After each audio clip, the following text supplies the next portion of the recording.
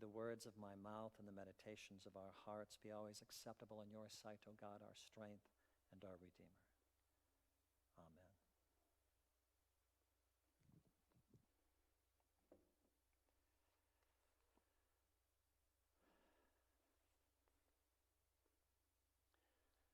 Jesus says, I am the gate.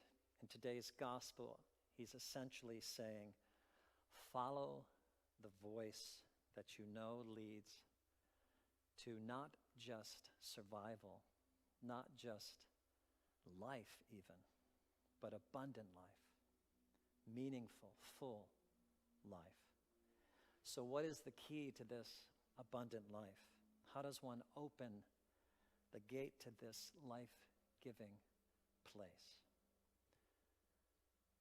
Perhaps, just perhaps, the key is mercy. The mercy spoken of in today's famous Psalm 23, that prayer, that worship song that Jesus undoubtedly knew and probably chanted in his soul himself. Quote, surely goodness and mercy shall follow me all the days of my life. Perhaps it's mercy that revives our soul and allows it to fear no evil. Think about that. Mercy allowing us to fear no evil. The shepherd is inviting us to walk down the path of mercy. I have a song that I want to share with you today. It's a video, taking advantage of the technology available in streaming. And this video is like a stream. It's dreamlike in parts, like a stream of consciousness, if you will. It's dark. It aligns itself with the darkness that is present, if you will, a sadness, but it's also hopeful. It's a merciful yearning, I would say. So it's like a psalm in that way, having both lament and hope.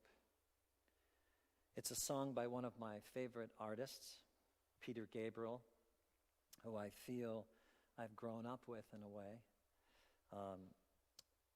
He's been like an artistic big brother, if you will, passing on wonderful music, evocative songs, gems of wisdom even, of advice along the way. I remember doing a presentation in high school English literature class on a song from the band Genesis, of which Peter Gabriel was a part initially.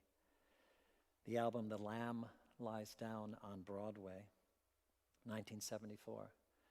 And it was a Peter Gabriel concert, one of the first concerts that I took my music-loving teenage son at the time, Ryan, to see live. But Gabriel's music has always included religious imagery and sensibility, including possibly the best pop song of all time, Salisbury Hill.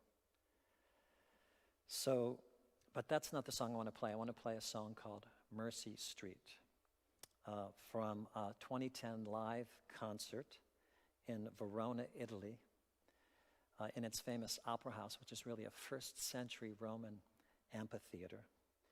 Gabriel, in 2010, then 60 years old, had his songs arranged for full orchestra. And Mercy Street was on his big 1986 album, So.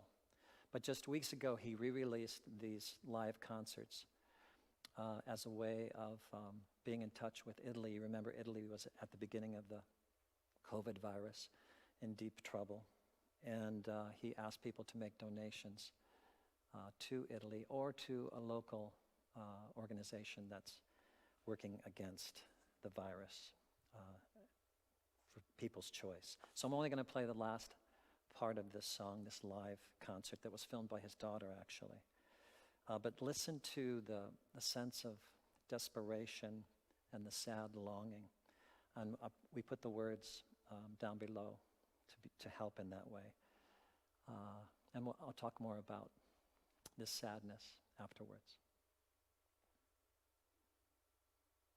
Nowhere in the corridors of pale green and grey, nowhere in the suburbs, in the cold light of day, there in the midst of it, so alive and alone, words upon like bone, dreaming of Mercy Street, where you're inside out, dreaming of mercy in your daddy's arms again, dreaming of Mercy Street. 'Cause where they move that sign, looking for mercy in your daddy's arms.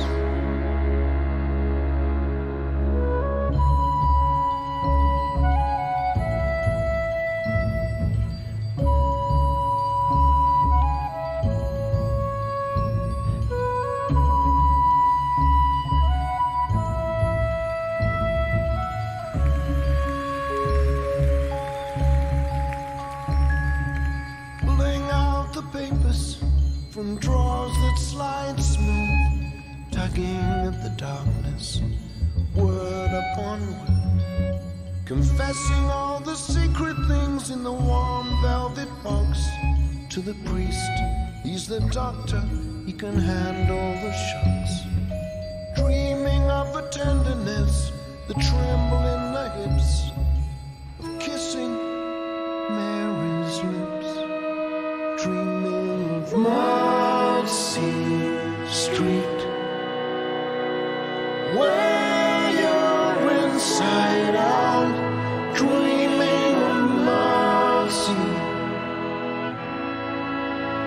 in your daddy's arms again, dreaming of Mercy Street.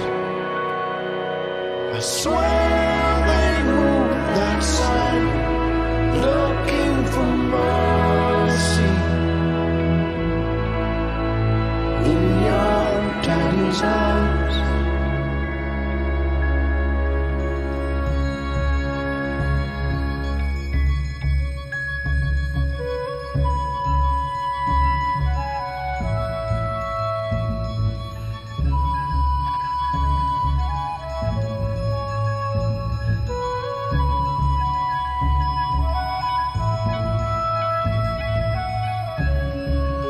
Eliza Marshall on the flute.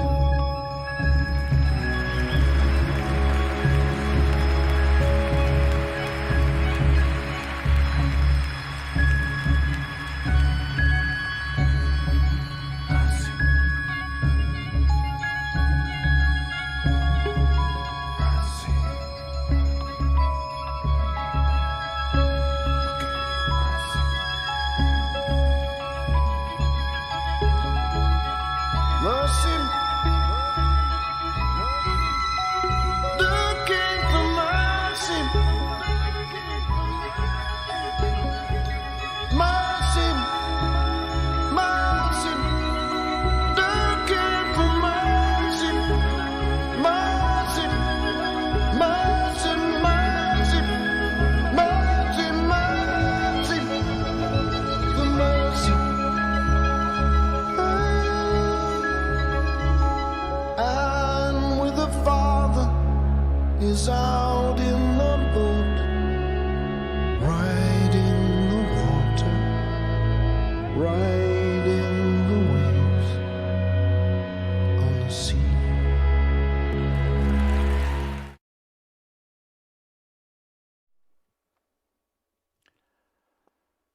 These images, the boat on the sea, on the water, the father and daughter, dreaming of mercy, evoke this powerful desire for love, for mercy, for the images, frankly, of Psalm 23, moving past an ominous shadow of death, sadness, or darkness, a desire for the soul's reviving, for the presence of good news. Gabriel sings as the harmony kicks in, dreaming of mercy, wear your insides out, dreaming of mercy in your daddy's arms again, dreaming of mercy, swear they moved that sign, looking for mercy. This song actually was inspired by some Anne Sexton poetry, 2 poems specifically, one called 45 Mercy Street and one called The Awful Rowing Towards God. Sexton, as you may know, a Nobel Prize-winning poet, struggled enormously with depression and later took her own life in 1974, 12 years before Gabriel wrote this song. And in her poem, not there, and yet I know the number, 45 Mercy Street. I know the stained-glassed windows. I hold matches at street signs, for it is dark. Sexton couldn't survive the dark depression. God rest her struggling soul. But in Gabriel's homage in his Mercy Street, there is a clear sign, a clear feeling of hope. You can feel it. I can feel it in the music, in the voice, in the harmony. Dreaming of mercy, wear your insides out.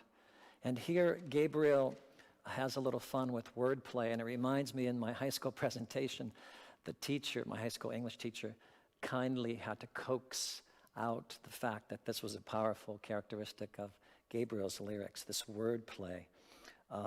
He's not saying wear your insides out, W-H-E-R-E. He's saying wear, W-E-A-R. Wear your inside out. Go inside. Allow your heart to be known. Know yourself and know who you are.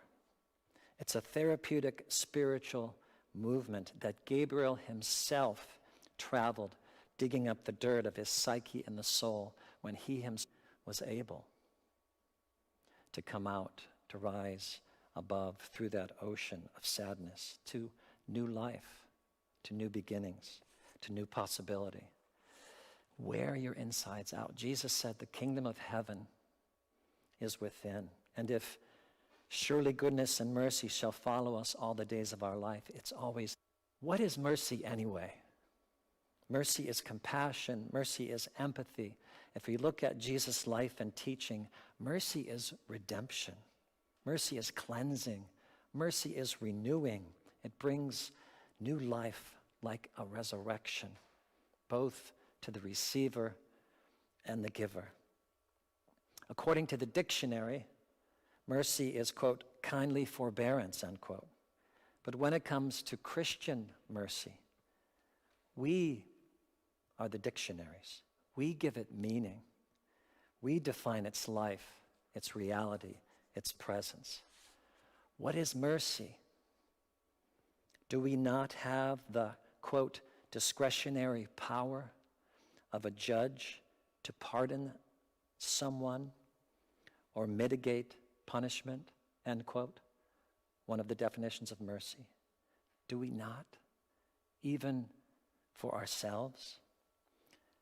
As Christians, we know this mercy flows from the divine. Jesus lived mercy because God is merciful. It is the rod and the staff that comforts, that indeed anoints us, anoints our heads with oil, that allows our hearts to runneth over with gratitude and bring us home across that sea of mystery and fear and hurt.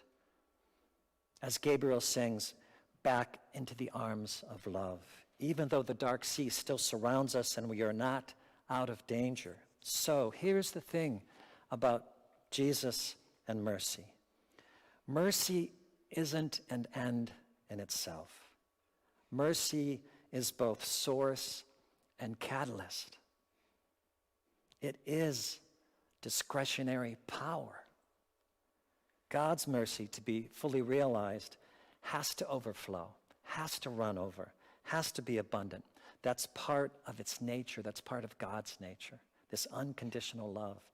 It's a forbearance that is all there between us and the community, on the side of our church, on the street, that proclaims compassion leads us to justice. Mercy and justice are of one piece, one force, one goal, one movement. That's what Jesus teaches. And that's why I respect Peter Gabriel as both an artist and an activist. He has embodied mercy himself, aligning himself and supporting many efforts throughout the world, for example, Amnesty International, and singing songs like Biko, a song about the South African martyr Stephen Biko in the midst of fighting apartheid. And so we are called towards this awful mercy, awful, A-W-E-F-U-L-L, this awful mercy by seeking justice in any way that we can, individually and corporately, by supporting others who seek justice, trying to turn the tide of this great sea of depressing things, poverty, which is affecting how people die in the midst of this virus, and how many. Bigotry, apathy, consumption, insularity. And by supporting ourselves, by overcoming any fears and any dejection through prayer, through community, through the support of each other, through friendship, through a surrendering worship, through spiritual practice, through transformative action, mercy enacted, mercy embodied. Don't give up. Both Jesus and Peter Gabriel say to us in their own gospel good news proclamations. Let us continue to talk about mercy, and let us continue to live it out, because it is the key to a meaningful life. It changes us, and it changes the world. In the name of Christ, may it be so. Amen.